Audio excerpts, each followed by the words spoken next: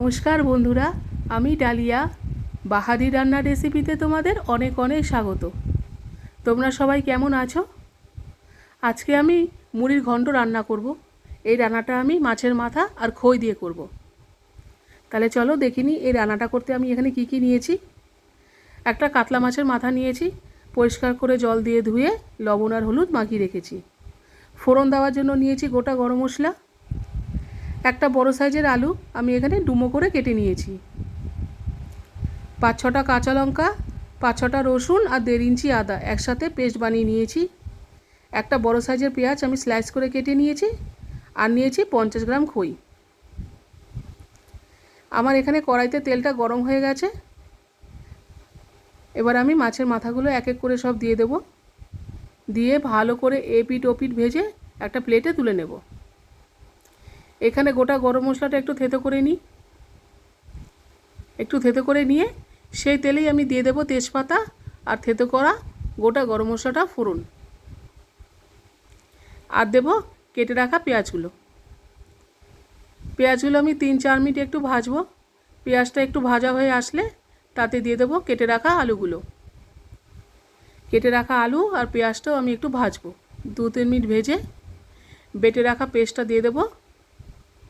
আর দিয়ে দেব পরিমাণ মতো লবণ, হলুদ আর চিনি দিয়ে আমি মশলাটা এবার একটু কষবো। মশলাটা একটু কষে তাতে ভেজে রাখা মাথাগুলো দিয়ে দেব। দিয়ে একটু খুন্তি দিয়ে মাথাগুলো আমি একটু ভেঙে নেব।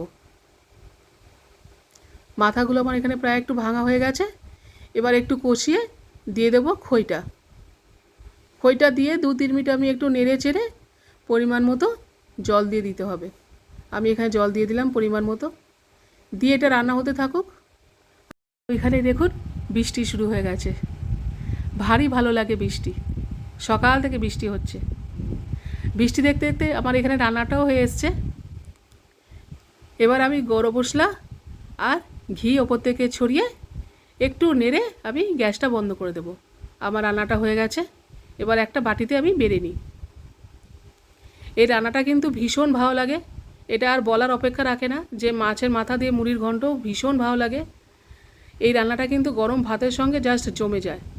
তোমরা কিন্তু বাড়িতে ট্রাই করো আর আমাকে কিন্তু কমেন্ট করে জানিও যে তোমাদের এই রান্নাটা কেমন লাগলো। আমার যদি রান্নাগুলো তোমাদের ভালো লেগে থাকে তাহলে কিন্তু অবশ্যই সাবস্ক্রাইব করে দিও। সাবস্ক্রাইব করে লাইক আর শেয়ার করে আমার পাশে থেকো। আজকে তাহলে আসি, আবার দেখা হবে অন্য কোনো দিন নতুন কোনো রেসিপি নিয়ে।